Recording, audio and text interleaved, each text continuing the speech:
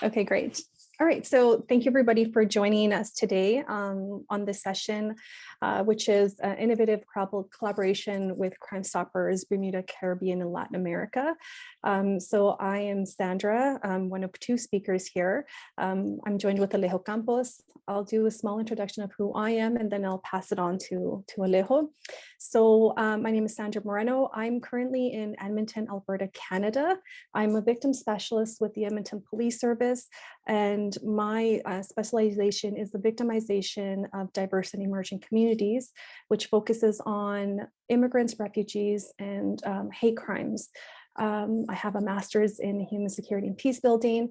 I have about 20 years experience, over 20 years experience in the criminal justice system.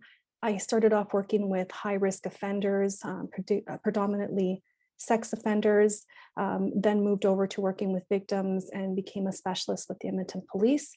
I met Alejo Campos during an internship in Latin America, which I'll go into more depth with in a little bit, and I'll allow Alejo to introduce himself. Thanks, Sandra. Thanks to you for the invitation to sharing this time with you and the information we have about human trafficking in Latin America and in the Caribbean. So I am Alejo Campos. I am the Regional Director of Crime Stopper in Bermuda, Caribbean, and Latin America. And our principal office or regional office is here in Panama City. And we have a legal office in Bermuda next to the Caribbean zone. So thanks, Sandra, because you were our best internship in El Salvador and in Panama before COVID-19. And it was great to share this time with you this morning. And we are working very close with all the law enforcement in Latin America and the Caribbean. We are working very close with exceptional collaboration with the ACCP and in the Caribbean and Interpol as well in Latin America. We share a lot of information, intel information in relation to a lot of different crimes or offenses. But today we are talking just human trafficking. So Sandra, you have a very well presentation for them. Thank you. Yes, thanks. So the way that I'm going to do this, I know that there might be some participants watching. I really love to be quite engaged in my presentations, so feel free to ask questions. For anybody who's watching this afterwards, feel free to connect to either one of us. I've put our contact information at the end if you have any questions afterwards. So we're going to go ahead and get started. So just a bit of an agenda for today. I'm going to do a small introduction of how this came about. Like Alejo said, we're going to be focusing on human trafficking in Latin America. It's one of many crimes that are happening within the region, but I thought I'd have to really narrow it down for this presentation because this conference focuses on public health. I thought the issue of human trafficking would be a really good combination. And then the highlight of this presentation is really talking about innovative practices and innovative approaches. Alejo is going to be helping me with that because he's kind of the mastermind behind that in the region.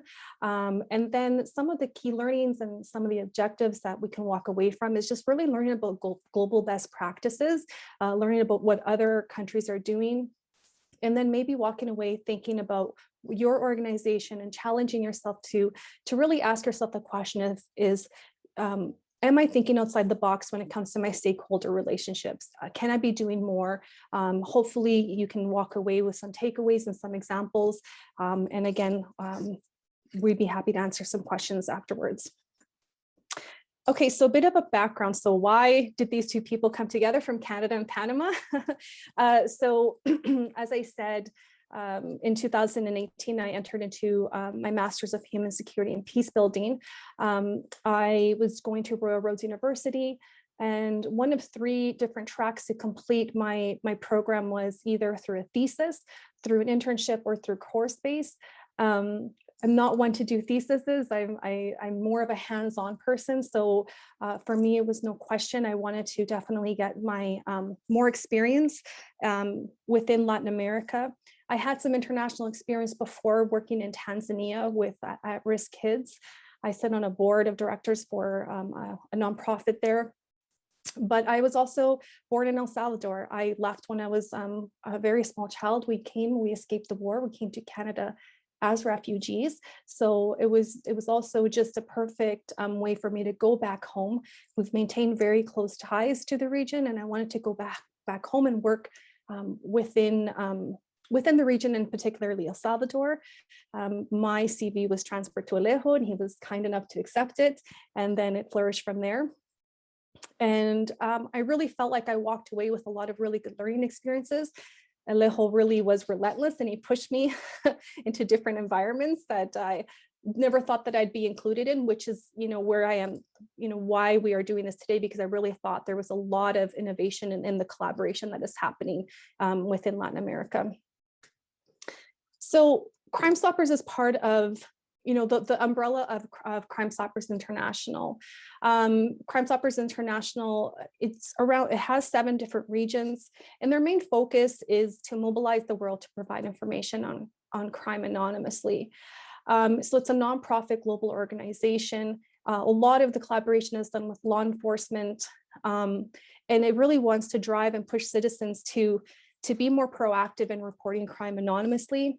They also have a really unique model in engaging stakeholders and trying to be innovative that way with different collaborations in each country and each region that they belong to. I feel like it's also, if we want to look at it, a marketing strategy, it's an easy sell. So everybody wants to tackle crime, no matter what the political climate, no matter what the global issues are. Crime Stoppers International has covered most of the regions where there's a lot of high traffic, high volume in crime.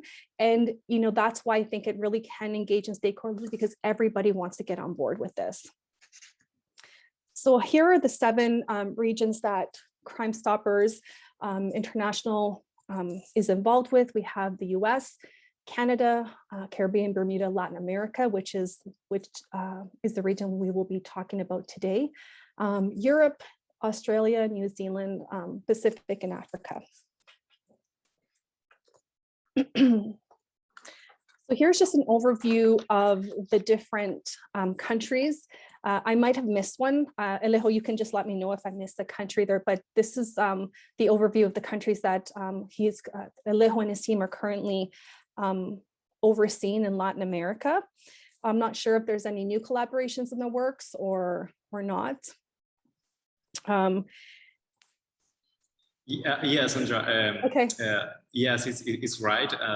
Right now we are trying to open a new office in Honduras. We signed recently an agreement with the custom authority there to fight against illicit trade and other border crimes like human trafficking. And we are trying to open a new office in Colombia, try to address the problem in the other countries in Latin America and South America. Okay, great. Yeah. So as you can imagine, each one of these countries will have their own agenda, will have their own specific issues and their own crimes that they tackle. And because of that, you have to approach each particular country and culture in a different way. I can give you an example. The crime rates when it comes to gang violence in El Salvador will be very different from the ones in Panama. Panama has a lot more commercial goods, which will be very different from the Dominican. So it really is, it varies from country to country, which means the approach will then be different and the way that you tackle each crime will be different. And Lejon, I'm going to encourage you anytime you feel like you want to jump in and include some information, please do so. So headquarters are in Panama. Alejo works with a small but mighty team there. And Panama is situated in a very interesting place in Latin America. It's, where the south meets the north. There is a lot of transition and a lot of flow that goes through Panama. It's also known as the international hub for most headquarters when it comes to humanitarian organizations and also private companies in the region. So it's situated in an interesting place. It's the gateway to the region because of the Panama Canal. The feeling that I got there was you have some sense of security. It's very different from other Latin American countries. However, Alejo reminded me that even though it feels calm, there is a lot of criminal activity that's happening. It's kind of, kind of that silent type that is happening, but it's hard to see. You do see a lot of high rises. It's probably one of the most interesting countries, in fact, that there's so much contrast. You see these massive high rises, but then you see, of course, impoverished places as well. Yeah, I think, Sandra, I think it's important to say that in Panama, we have a lot of ports. We have the free trade zone, we have the canal of Panama, the Panama Canal, and we have a lot of international organization, crime international organization working here in Panama, because you said that it's an international hub. And at the same time, we are in the middle of the way, of the route of the migrants, South America or from Haiti or from Africa. We are in the middle of them, and this kind of route is using for the human trafficking as well. Thank you. Yeah, that's important to note as well. Okay, so when it comes to human trafficking, I posted a picture here of a graph of the United Nations Office of Drugs and Crime, the UNODC. This is coming from their 2020 report on human trafficking within the region. I think in order to understand human trafficking, I think it's within the region, you have to understand the flow of human trafficking. Victims detected in Central America and the Caribbean are primarily citizens of the country of the detection. So they do find that a lot of the victims in human trafficking stay within the region. There is a flow to the north, but as you can see from the graph here, how it kind of circles around in an 8. Flows mainly move from south to north, from relatively poorer countries towards relatively richer countries. Victims in the northern part of Central America are trafficked to Mexico and the United States. And the victims of the northern parts of South America are trafficked to southern countries and also Central America. Overall, the trafficking flow affects Central America and the Caribbean and also the Americas. And there have been links to drug cartel flows, if I'm correct, Alejo. I'm not sure if you want to talk about that, but I believe that that's something also that Crime Stoppers is trying to help with. Yes, it's right. And, it's very important to say that here in Panama, after COVID, or before COVID, in fact, we have many 5,000 migrants trying to reach the border with Costa Rica to go to Nicaragua, El Salvador, and United States at the end. But the Costa Rica border was closed for many months, and all the migrants are here in the border with Colombia, in the Darien zone. And the narcos are working there. It's very bad for the migrants because at the end, they need work, they need to make something, and they are collaborating with the narcotic structures in the border between Panama and Colombia. Yeah. So it's a really interesting route, and I think it's important to talk about that because there are some ties there with the cartels, and migration in Latin America is something that is a very prevalent topic. You see it and you feel it a lot, and it's something that's discussed, I should say, even in the school systems. When I was there, I noticed that there was a lot of awareness campaigns that were trying to prevent people from migrating and talking about the dangers of migration, and of course that has to do, and it is involved with human trafficking as well. And here are some stats that I pulled from the UN, of course. So in Central America and the Caribbean, most of the victims that are detected are women and girls. They equal 79% of the victims that are trafficked in the region. So it is compared to other regions worldwide, you'd find that this region actually does have high volumes of women that are being trafficked. There is also victims that are detected in South America are trafficked for the purpose of sexual exploitation. So compared to Canada, which I can speak to, I could say that the trafficking that we see here in Canada, not that there isn't sexual exploitation, there is. However, we do find that there's a lot more labor exploitation in Canada, where compared to Latin America, you do find a lot of that is the sexual exploitation. So victims of the region have also been detected in North America, Europe, the Middle East, and some of them have been detected in Asia. In 2019, 61 cases of human trafficking victims were detected in Panama. Of these, 41 were women, 18 were men, 1 child, and 1 was part of the LGBT community.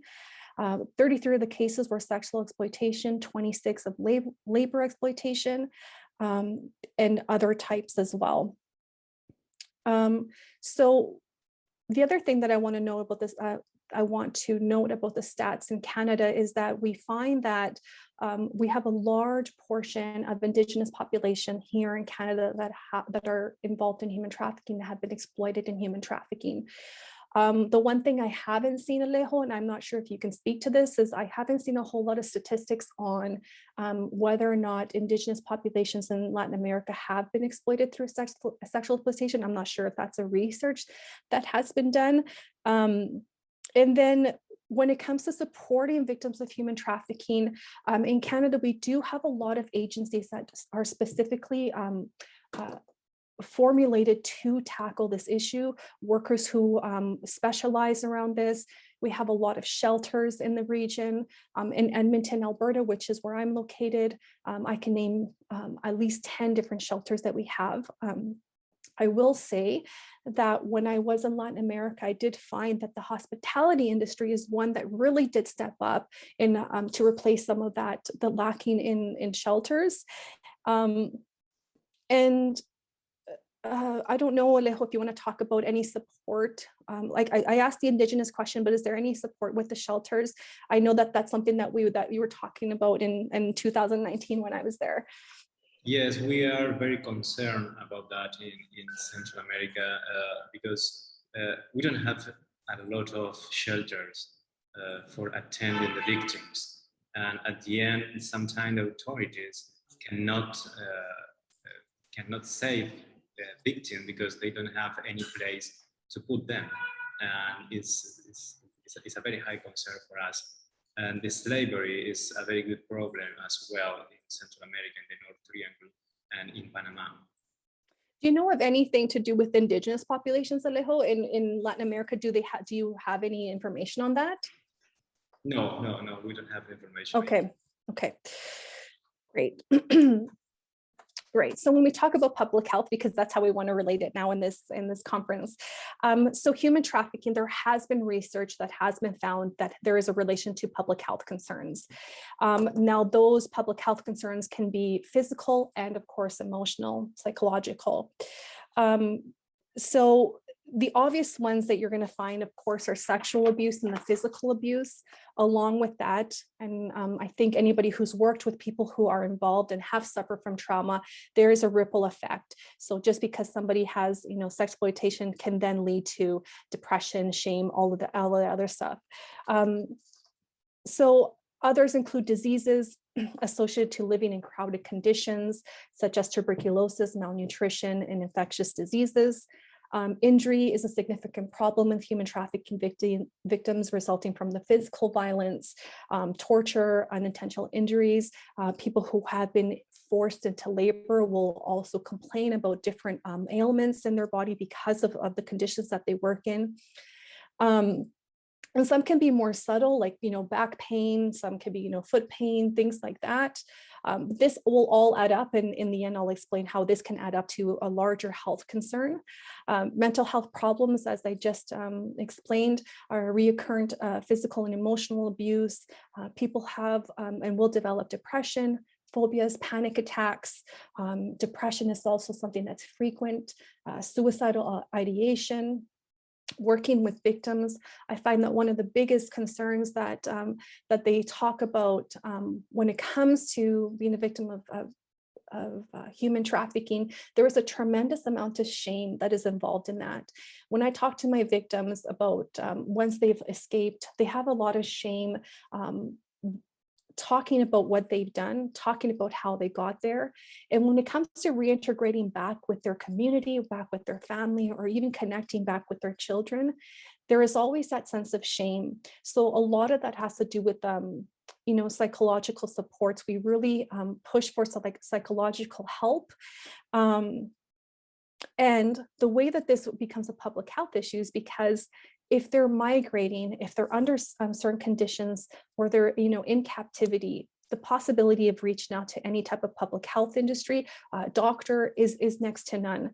So when people are coming out of these situations, it really will depend on the community or people around them that will offer that support to them. And of course, the more you're in these conditions, the more and more you'll suffer. So I've also, in this graph, I've provided some examples. Of course, there are many other that I could have provided of some of the issues around public health.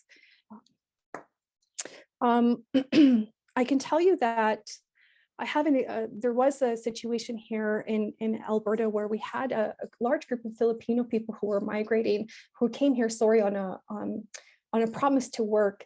Little did they know that they were going to be trafficked in labor under horrible conditions. They were being housed, 20 people through, to one home, next to little pay, no supports, no way of contacting their family. So that's just like, a very small example of some of the cases that we do find here in Alberta. Just to move forward. So when it comes to COVID-19, it's important to mention this. I've attached here some examples of some articles that have come out about COVID-19 and how it has affected human trafficking victims in the region. So victims of human trafficking, it was interesting to read about this, and also to see it in my work, because I work with victims. They were less equipped to work. They were less equipped. How can I word this? They were not under the right situations and conditions where they could prevent themselves from contracting the disease. They didn't have any access to healthcare. It became a challenge to access victims. In my position, once COVID-19 hit, our organization really tried to protect the workers, which is wonderful. However, it prevented us from having contact with our clients. So if I don't have contact with my client, I don't know what's happening. I don't know the updates. I don't know the conditions that they're living in. I don't have access to that. I could have the information, maybe through a text message or an email or a phone conversation, but trying to reach out and trying to plan that escape route or some safety planning around them became increasingly difficult. It also became difficult for victims to access the police and access law enforcement. When the pandemic hit globally, everybody was trying to figure out, how are we going to deal with this? How are we going to access? How are we going to do the work that we do in law enforcement? It became a massive barrier. There were so many issues that happened with COVID-19. Our members had to be safe. We had to know how to interact with the public. We had to protect our staff. Mental health became an issue amongst the employees as well. So can you imagine if the employees are dealing with the issues of the pandemic, how could it have been for victims and people who were suffering? And anybody who's worked in the criminal justice system or worked with victims in some capacity, either directly or indirectly, I think everybody, when we were told that we had to be, to stay inside, that's great. It keeps us healthy, it keeps us, away from any type of infections or symptoms that we may have caught. But then I think most of us thought, well, what about the people who are suffering at home? What about domestic violence rates? What about people who are being held in captivity? What happens to the people that are migrating? What happens to the victims of human trafficking that are being held in these conditions? So that's something I think that also, again, we can correlate that, or we can attach that to a larger public health issue. Alejo, did you want to include anything there? Yes, Sandra, because we have a very sad example about that. You are talking about that in a country that doesn't matter the name of the country, but we have a victim, and she was trying to get a job before COVID-19, and right now she has criminal records for drug trafficking, because obviously she needs money. Yeah. And no opportunity for victims, and no opportunity for the citizen, and no victim as well. Yeah, and I think that's something that stigma, when we talk about Right. stigma, right? When people have been involved in an industry or have been involved in some type of, it's always easy to see they have a criminal record, but they don't know what's behind that and the reason for that. Right, and the problem behind the problem is that right now she has a criminal records, and maybe she will lost the immigrants status in the country. Oh. Mm-hmm. Yeah. And that's another thing that's I'm glad that you brought that up, because it's easy to lose that sight of that, when especially when working in Canada.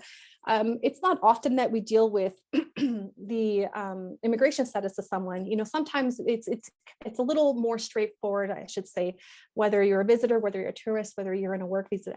But in Latin America, when all the countries are so close together, there is so many immigration issues and border issues that you have to deal with as well.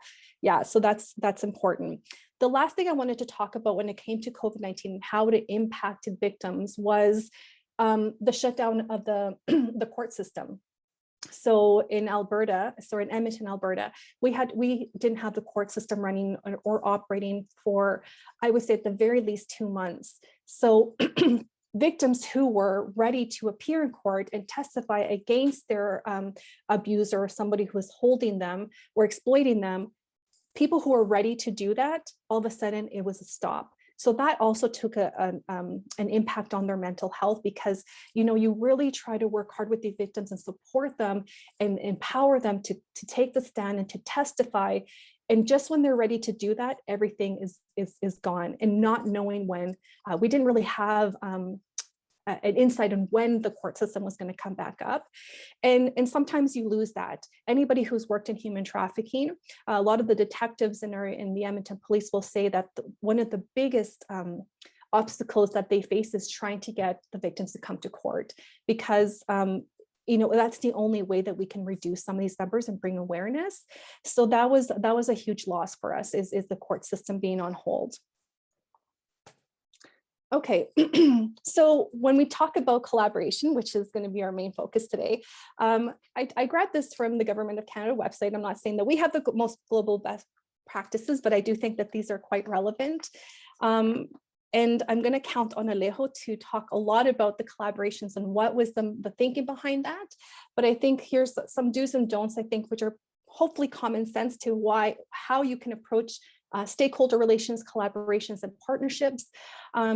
So I'm just going to read them out loud. I'm sorry, I hate reading off PowerPoints, but I couldn't remember these. So developing some of the do's, developing a network of people within or outside your organization who can help you to attain organizational goals, purposely cultivating useful contacts with a broad range of people occupying a variety of positions, intentionally serving on certain committee in order to meet people from various work areas who might eventually be able to help you, seeking ideas and concerns, those within your own network for mutual benefit, building and nurturing working relationships with people in other departments that may have a direct impact on your work. So things that you don't want to do with collaboration is you don't want to start contacting people when you need them to solve a problem for you and gather information. You don't want to network for social media purposes or for social purposes. Always have an intention behind why you're networking. Turning down invitations to be part of a working group made up of others outside your work unit or your area of work. Waiting for people from organizations to contact you instead of actually proactively going out and contacting them. I think this is something that Crime Stoppers does very well, is actually proactively going out there and seeking different partners. Don't believe that people from other organizations will not be useful to your organization, and don't rely on someone else to collaborate with individuals outside your work unit. I think these are really important. I know that for the Edmonton Police Service, of course, our chief and our other, kind of higher ups have, their own collaborators, their own reason, their own purpose for collaborating with partners. But if you trickle down to, let's say, my position, which is a victim specialist, because I focus on immigrants, refugees, and hate crimes, I have my own stakeholders and I have my own people that I have to proactively go out and connect with. So that includes multiple cultural groups, that includes people from the LGBTQ community, Right now, there's an increase in hate crimes in Edmonton. So people in the Muslim community, people in the Black community, which are really feeling a lot of tension right now. So I have to be proactive in that. I have to involve myself in committees where I feel like I can reach out. And just because there is a committee or a group of people who approach you, I think it's always valuable to take some time and just to listen to them, because you never know what collaboration can come out of that.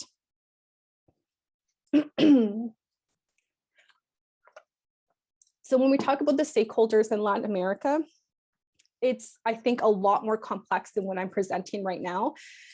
But the way that I try to simplify it the best way possible is specifically for Crime Stoppers, because you cover so many different countries in Latin America.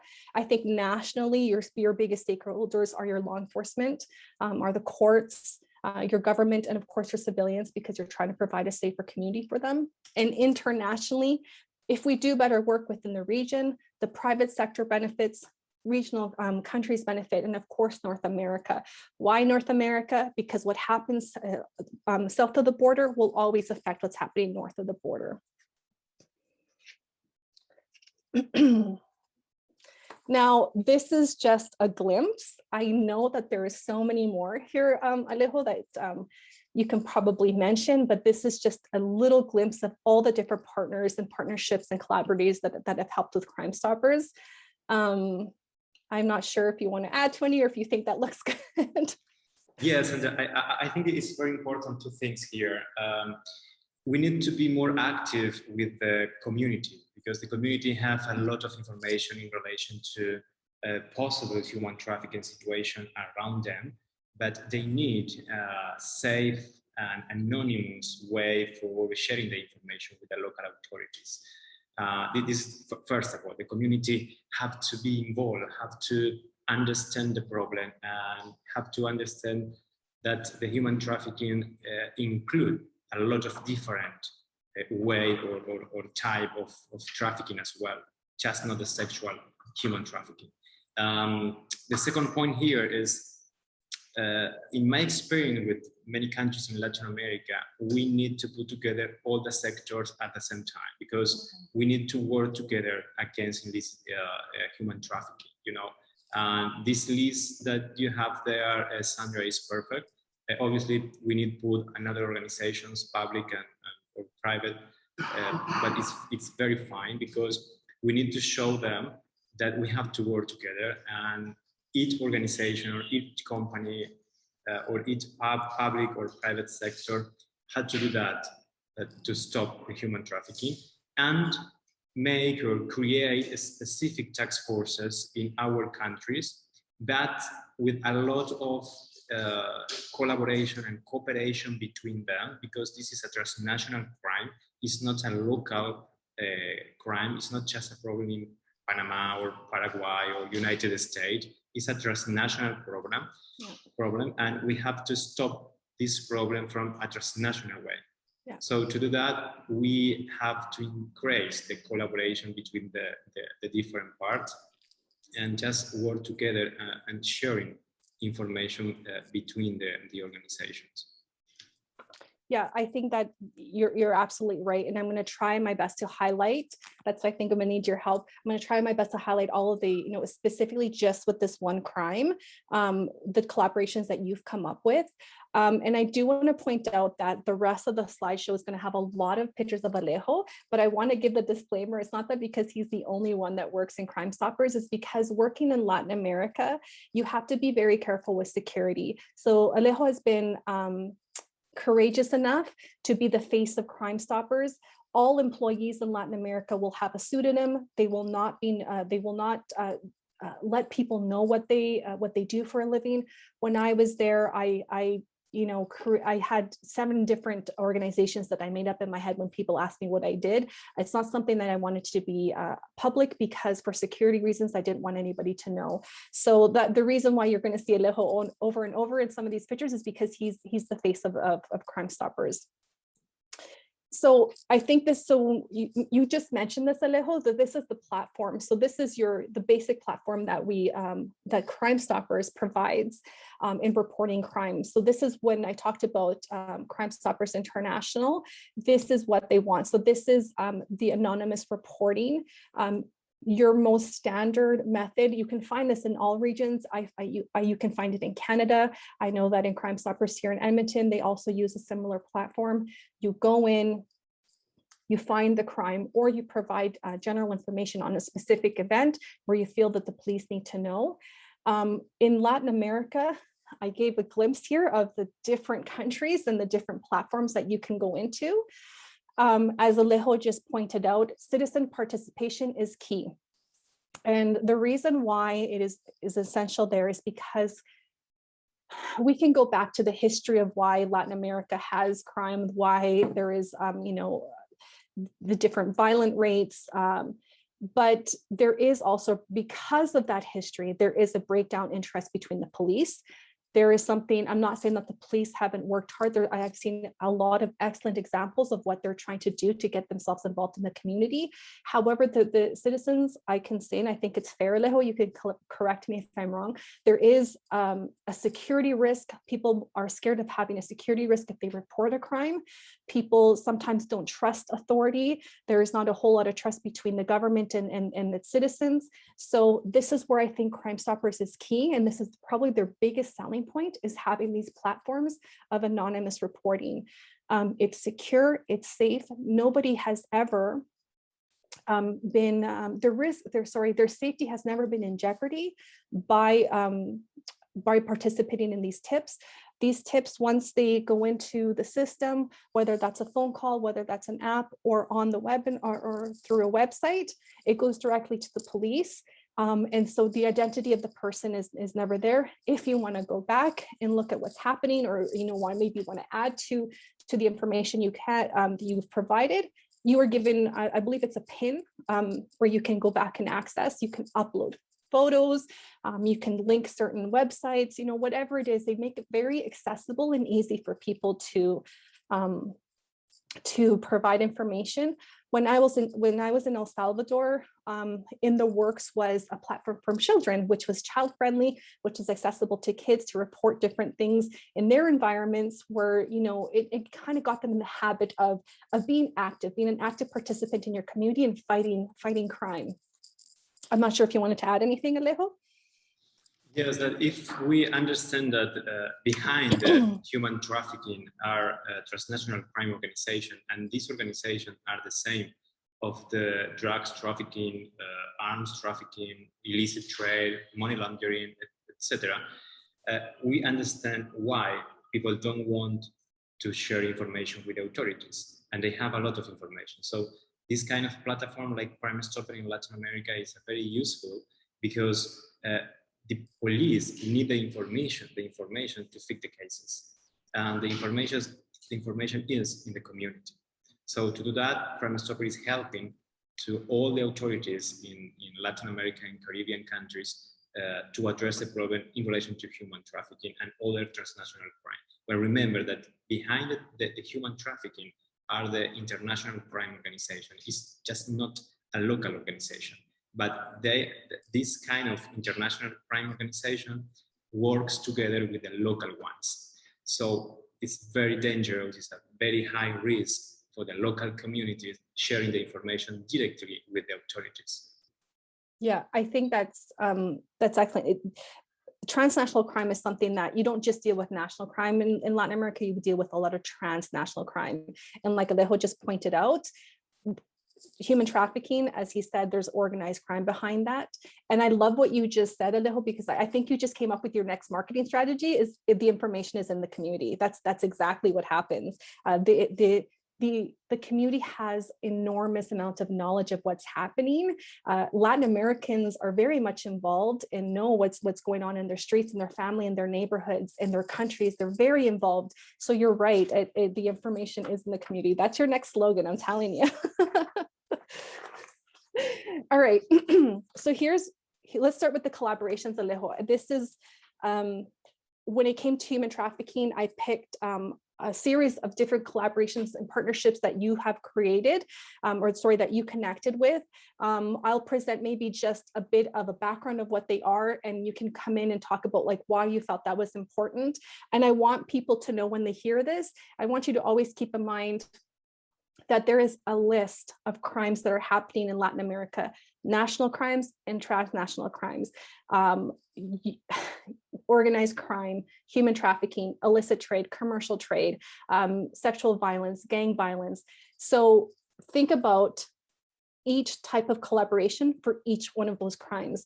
It takes a lot of knowledge, it takes a lot of work, and it takes a lot of, I'm thinking of, how can I get creative with this? And I think for a nonprofit in the region that covers so many countries and covers so many issues, I really do think it's commendable for crimes, the work that Crime Stoppers has done. So again, I just want to remind you that this is one specific issue, and the collaborations and the partnerships with human trafficking. So with the AIRLINE ambassadors, I believe it's a nonprofit that works in partnership with the United Nations Office of Drugs and Crime and the International Organization of Migrants.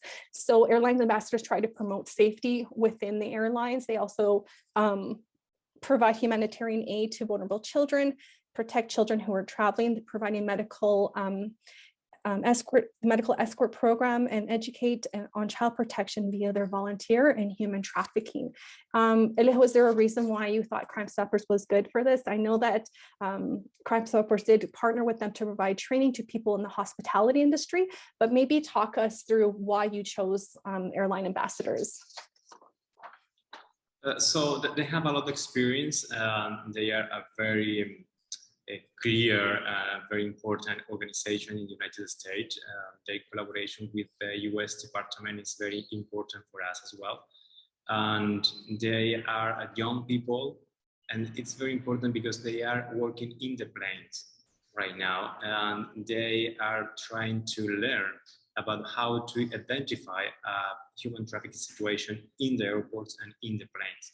So we are working with the hotels, with the local transportation, with resorts, but we needed to address the airlines company in this plan that we have to fighting against human trafficking. So they are very well. We can recommend them in a high level. And I think that sometimes when people think of human trafficking, they think that people are just crossing borders through land. It's also done through air, right? So this is very important, that you have people that are in the airline industry and the hospitality industry who are aware of how to detect, not aware of the problem, and then also look for different detections of what could possibly be a human trafficking situation. Okay, so the next one is the hospitality industry. So in many cases, human trafficking victims have been found and housed and working in hotels. Therefore, Crime Stoppers found a way to partner with the main hotels and offer training to their staff. So staff included, I believe, people from all areas. It was Crime Stoppers who initiated this, who thought, you know what, where are these human trafficking victims being housed? It's not always in these deserted places. There's a lot of trafficking that happens in the hotel industry. I remember, Alejo, when I was in Latin America, when I was in Panama, you were saying, watch out in your hotel, you're going to see some. And sure enough, you do see some situations where you think, oh, that doesn't look safe for that person. So do you want to maybe talk about this collaboration and the mindset behind it? Yes, before COVID, obviously, we were working very hard with the hotels in El Salvador and Guatemala and in Panama as well. Trying to teach them or trying to show them how to identify very possible situation of human trafficking, because maybe in Panama, specifically in Panama, because here the countries have to connect different countries at the same time.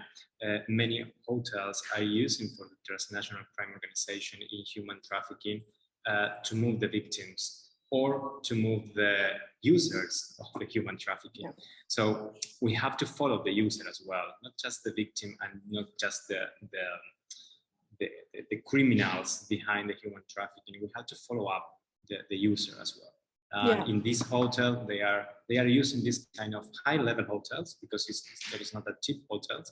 They are expensive hotel in the city, and they are using this kind of hotel for make any human trafficking transaction. Yeah. Yeah. Like you said, that organized crime as well, right? That it doesn't always happen in like people, I think in Canada, I can say that there's a lot of people who assume that there is human trafficking always has to be in like really, low income places and motels. And it does happen. Don't get me wrong, it does happen, but there is a high end to human trafficking, right? There's luxury hotels, airplanes, like, what we just talked about. So the next one is, I found that this one was really interesting. And I thought, again, it was another very innovative collaboration, was talking to developer in real estate. So as you can see, I chose Empresas Bern, which is a very well-known developer and real estate developer in the area. You can the pictures below will give you a depiction of the type of structures that they build. And again, Crime Stoppers was there to provide and training to their staff. And maybe Alejo, you can talk a little bit about this one. Yeah, I think here is important to say that if you can see there are a lot of fancy towers in Panama like this on the picture. And the important is that the private sector is very interested in support all these kind of activities against human trafficking. And we are working very close with them, and we are very happy with this, because if not the private sector support this kind of training or activities, it's too difficult for organization like us, because we are a not-profit organization and we need the support from the private sector in this. So here, this company has in Panama a lot of hotels and condos, luxury condos. And we know, we have the information from the community that these kind of condos are using for human trafficking transaction, or I don't know how to say, but it's very important to us to join them in our battle. Yeah, and I think also I wanted to add, before I forget, that because of the collaboration we just talked about earlier with the hotels, the strong partnership that Crime Stoppers had with them. As a result, when I went down to intern, they're the ones that housed me in Panama. So what a wonderful partnership. It wasn't just used, in particular for, crime prevention, but it was also used for, someone who was doing an internship and helping with the organization. So I think that that's also a nice benefit as well.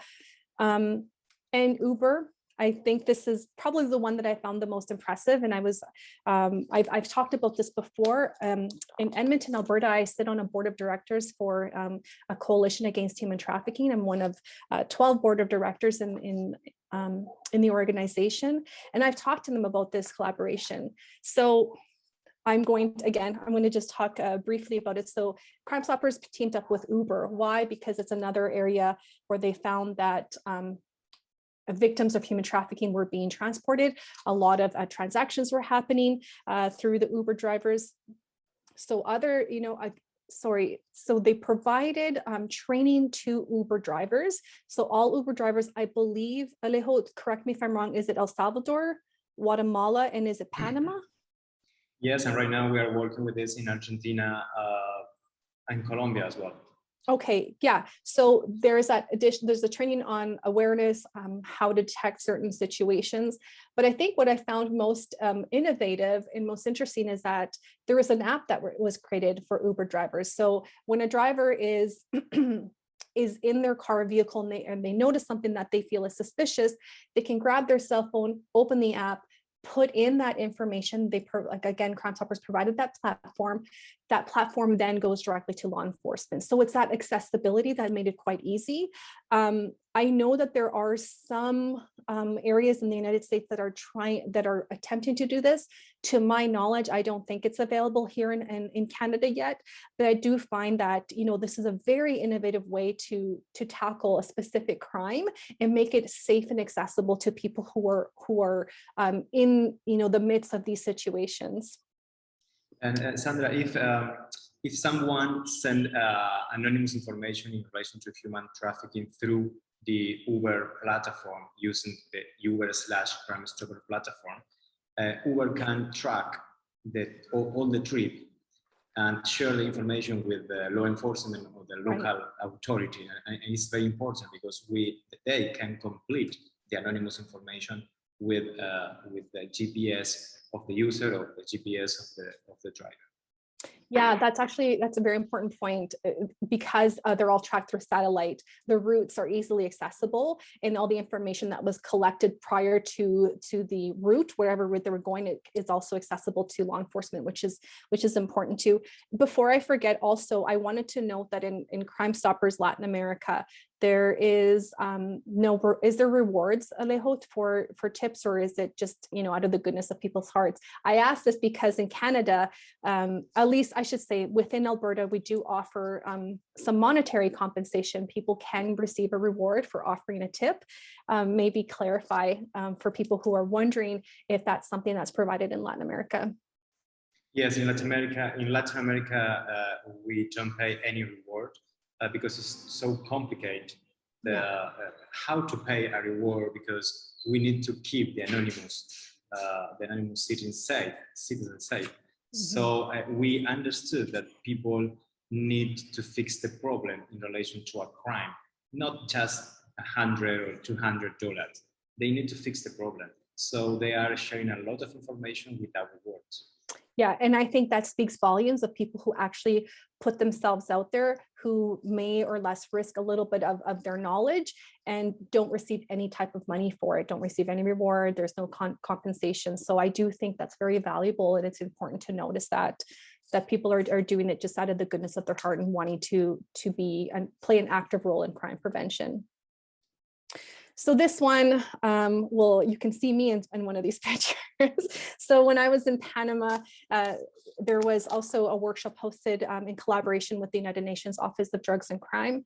So this in particular one, we talked about illegal smuggling, migrants, and I added a bit of a touch to victimization. The attendees were people who were involved in law enforcement, security, and I believe different government ministries. I'm not sure if anybody else that I'm missing there, Alejo, the attendees for this workshop. Yeah, I think it's the police department and the migrants department as well, and private sector. Yeah, so there was different panelists that day who talked about different areas, their areas of expertise.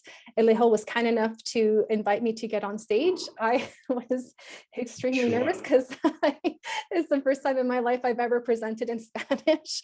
But it was an honor, and it was the highlight of my, well, I had many highlights of my internship, but I do remember this one in particular because I did get to talk about victimization in Canada, the way that we approach it. And the way we approach it is through a trauma-informed lens. Very generically, trauma-informed is the practice that we use within our unit with the Edmonton Police Service. We view victimization as something that an issue that we want to be empowered by the client. It's not about why did you do this? How did you get to this situation? It's about, what got you here? And it's not about triggering your client. It's not about pushing your client or your victim. It's about, really helping them, getting them to navigate me. I don't enforce myself in helping people. I wait for them to allow me to enter into their life and give me permission to listen to their stories. And after they've been generous enough to share that with me, we then talk about what's next steps. And if that means they want me to listen to their history of their victimization, their history of their childhood, that's what I'll do. And then once we get through that and we start building that trust, then we talk about what are the next steps. And I always let them know that they're never alone in the process. It can get a bit difficult depending on the climate of the situation. Global issues always impact what's happening. What happened with George Floyd, obviously, did affect people around the world. So depending on what's happening, that's kind of where I go with my portfolio. But to bring it back to Panama, I was happy to talk about this with the United Nations Office of Drugs and Crime, talking about how we approach victimization and the innovative ways that we deal with our issue of sexual exploitation.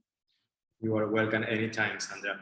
So, but we learned that it's very important to put together different people from different sectors in the same room, because it's not just a law enforcement problem, it's not just a prosecutor problems. And so it's more effective if we share the same space with the same information between the different sectors, private sector, law enforcement, prosecutors, migrants officer, custom officer as well, and media houses. The media houses in the middle of this conversation, in the middle of this roundtable, is very important because they have to share the correct information on the newspaper, or maybe on the TV shows, on the radio shows. So we learned that it's more effective if we make this kind of training with different sectors at the same time. Yeah, and I really appreciated that. It was the first time in my experience that I was dealing with people in the private sector, and I loved how involved they were. And it was nice to see people from different sectors. Like you said, this is not just one issue that deals with one type of that affects one group of people. Crime affects it's a ripple. It affects multiple people, multiple layers for multiple reasons. So it's nice that Crime Stoppers is kind of that entity that will bring everybody together. So here's that day was a good example of that. And here we have the director of the Institutional Office Against Human Trafficking speaking to Safe Tourism Panama at a conference. Maybe I'll get you to talk about that, Alejo. Yes, so I think the important here is right now she's the prosecutor of financial crimes in Panama. Oh, okay. Yeah, she left the position in relation to human trafficking, but it's cool because she understood that they have to follow the money behind the human trafficking organizations to stop the human trafficking. So she is working very well with this investigation. She has a lot of new investigation running right now in relation to financial crimes and human trafficking, and we are very happy with her. So, but in the picture, she was the human trafficking director in the Ministry of National Security, and she has a lot of information about the structures in Panama and in the region. We are very happy with her. Yeah, she was really wonderful. When I met her, she was working with victims at the time. And then here we have another collaboration here with universities. I think this is more or less trying to get people in universities involved in the issues of human trafficking. And I'm not sure if they're trying to now form different groups and maybe bringing different awareness to universities and get students involved with this. I'm assuming that was the mentality behind this one. Did you have anything to add with this one, Alejo? I was muted. Yes, we had a big collaboration with the universities in Guatemala because we need to share the information, this kind of information with the new generations. And we understand that for example, in the careers of lawyers or different kind of humanitarian careers in Guatemala and in other countries in Central America, they don't have information about human trafficking. But they have just the legal information about the problem, but not all the environment situation around the human trafficking. So we are trying to do that with the universities for sharing information with them. Okay, and then if I can get you maybe to spin the last one. So this one is the National Institution for Women. I was happy to see this one because when I was there, I remember talking to you a lot about what is there for victims, and I see now that you're trying to collaborate with people so you can develop also projects for victims of violence. So I'm excited to see this one. It's obviously a passion of mine is making sure that victims are safe and are well cared for. Maybe talk about how Crime Stoppers is doing this. Yes, we are working very close with her as well. We are trying to put online a specific platform just for reporting violence against women in Panama.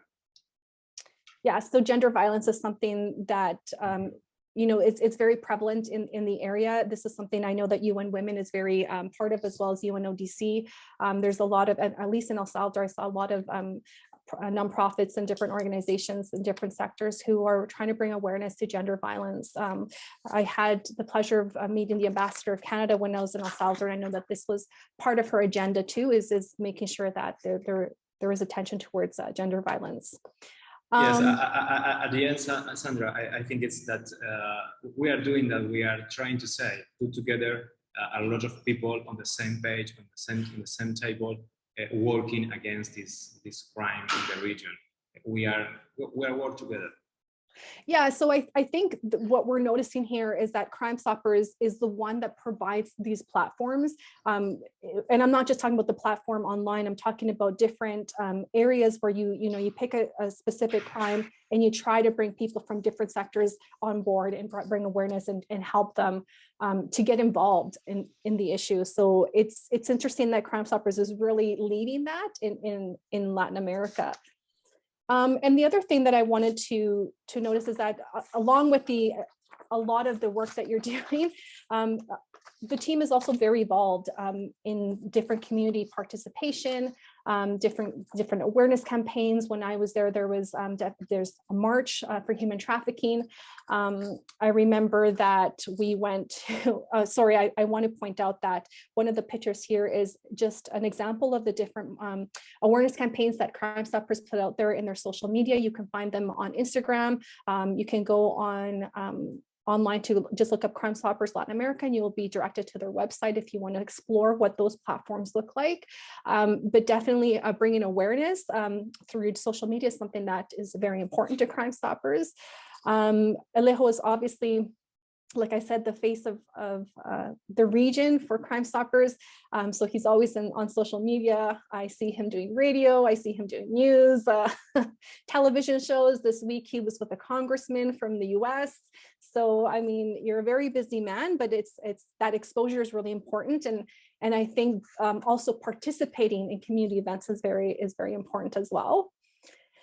And here we are in all of our glory. So here's again another, I put here good times. Yeah, I put here in the presentation that there's no shortage of invites. So that's something that I wanted to include, not because I wanted to really share about all these amazing events, but I think it speaks to how highly the community thinks of you. When I say community, it could be law enforcement, it could be the government, it could be different ministries. This is one example of where Crime Stopper was invited. There's many examples. When I was there, there was always invites to different diplomatic events, to different awareness events, meetings with ministry. Crime Stoppers was always on that list. So I think that speaks volumes as to how people view them. Again, nonprofit in Latin America, it's impressive. So here we were invited to an event. I think it was hosted by the First Lady in Panama. Day 2 of arriving, Alejo called me up and said, "We're going to an event tonight." He said, dress business casual. I had no idea what we were going to. And next thing you know, I see the president and the First Lady. And that's me trying to take a very discreet picture of them. It's horrible. All you can see is the back of their heads.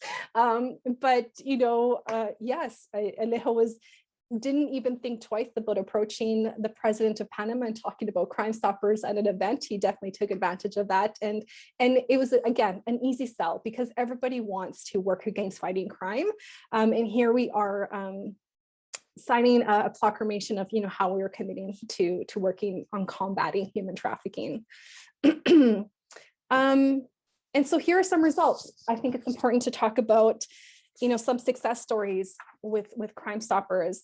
I included in a recent article here of, somebody, here's a quote that I'll read. "Thanks to a complaint made through Crime Stoppers platform, we captured a Venezuelan woman who prostituted her minor daughter. She was sentenced yesterday to 192 months in prison for the crime of child pornography and corruption of minors." One of many stories. I've also included some other stats here. Again, I want to emphasize this is just to do with human trafficking, and this is just a glimpse. There is a lot of other success and a lot of other statistics with other crimes. I'll talk briefly about some of that in the next slide. So I just wanted to highlight here in 2019, Crime Stoppers Latin America received more than 400 complaints on trafficking in El Salvador, Guatemala, and Panama. Crime Stoppers worked with trafficking prosecutors, the police OIM and UNODC. 53 success stories or collaborations and successful cases with the anonymous citizen information were received. In Panama, Crime Stoppers is helping map trafficking groups through Colombia. Alejo talked about that as well. That will link them to drug trafficking and smuggling, money laundering. In El Salvador, 77, this is, I think, very, very important. I'll talk a little bit briefly about this in the next slide, but I think this is a huge success. It was a pilot project that came about. So 77 out of the 100 most wanted criminals in El Salvador were captured due to tips from Crime Stoppers. That's amazing. In 2018, over $4 million worth of illegal goods was captured due to the tips. And, oh, let me see here. And some recognition here. So because of the amazing work that they do, Alejo has been awarded, he received recognition in Washington. You know, like I said, this week he's hosting a congressman from the US who's on board with helping tackle some security issues in the region. And in 2020, he received the Coralie Wagner Award from Crime Stoppers International for the work that he's done. Now, when we talk about other success stories or other things that are happening, I mean, I can't keep up. I don't know how many collaborations and how many partnerships are happening, you know, right now, just to capture some of them. You know, Crime Stoppers has provided training for police and special operations unit at the borders. There's been training for airport personnel. There's been alliance with the Sin Trata organization in Mexico, making videos about human trafficking. They were trying to record a documentary of somebody, a Venezuelan victim. They're helping with investigations on money laundering. Alejo came up with the idea of having a security advisory committee on the colon-free zone in Panama, which is right. It's where you don't have to pay taxes for the shopping that you do. There's also the Parliamentary Forum on Intelligence. There's workshops on on cybersecurity, corporate security. In El Salvador, the pilot project of the 100 Most Wanted was a success, which then transferred into other countries in the region. Because of the 77 that were captured in El Salvador, other countries in the region have wanted to come on board. When I was in El Salvador, we also did an MoU with setting up a platform for people who have been a victim of forced displacement. During COVID-19, Alejo called me up and talked about and asked me to provide him some information on what the Edmonton police were doing with their officers in terms of providing mental health for our sworn members. And I talked to our units here, and there was a collaboration there of providing information and resource on how to deal with mental health with law enforcement. They were creating a child-friendly website. Surf City is another really amazing collaboration in El Salvador. El Salvador, under its new government, is trying to promote tourism. One of the projects that they're doing is coming up with a route called Surf City of Surfing. The waves in El Salvador, if you're a surfer, are one of the best in the world. So they want people to come in, feel safe. How is that? Alejo found, an opportunity there, and trying to promote tourists to also report crime within this area. So they signed an agreement with the Ministry of Tourism to set up a platform for reporting. They're very proactive in the gang violence in El Salvador. And also Interpol. When I was there, I received training from Interpol. And because of the success, again, of the 100 Most Wanted in El Salvador, Alejo thought of a great idea, which is to provide a platform for anonymous tips on the 100 Most Wanted in Interpol. And that's another collaboration. I covered 2 countries and maybe just the tip of the iceberg. As you can see, there was many other countries that is covered by Crime Stoppers. Latin America, that we haven't even talked about the Caribbean. So it's constantly moving in terms of what is up and coming, looking for different partners, looking for collaborations, trying to be innovative with that, trying to be proactive. And then just to finish it is there's now an international e-learning. If you go on the Crime Stoppers International website, you'll see that they're promoting some e-learning, which I think will be accessible soon enough. So some of the risks and challenges. So here are some observations that I noticed. So it's not, I wouldn't say it's a one-man show, because there is a lot of really good that workers that make this team. However, there's one director for the region. That's I think, more funding would be crucial and essential, so that Alejo could, be the face, while having some background and some support on behind the scenes. I think there needs to be some succession planning. God forbid something ever happened to the director, what happens next? Additional staff for each country. COVID-19, I think, did impact on the possibility of more funding. And I think technology is something that maybe it could be a risk or a challenge, coming up with, maybe some partnerships around tech institutes of tech support, coming up with better ways to make platforms accessible to different citizens in different areas. The Smart App was one of them, maybe coming up with different ideas for different crimes in different areas. Alejo, did you see any other challenges, or do you disagree with any of my risks and challenges? Yeah, no, I am fully agree with you. Funding is important, technology as well.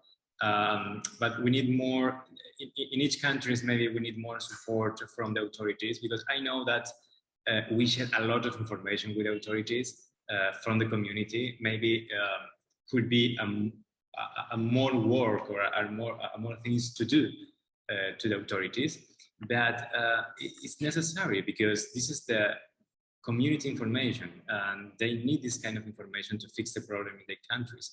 So we need more task forces, but to do that, we need more money for supporting these task forces, because we need, the technology is not for us, the technology is for our task forces working inside authorities, but sometimes in many countries in Central America, they don't have any computers to do that. They don't have a phone, they don't have Wi-Fi connection, so they cannot receive our anonymous information, because they have no computer, no Wi-Fi, no phone. So we need more funding for supporting the local authorities in this with this matter. Thank you, Sandra. Yeah. Thank you.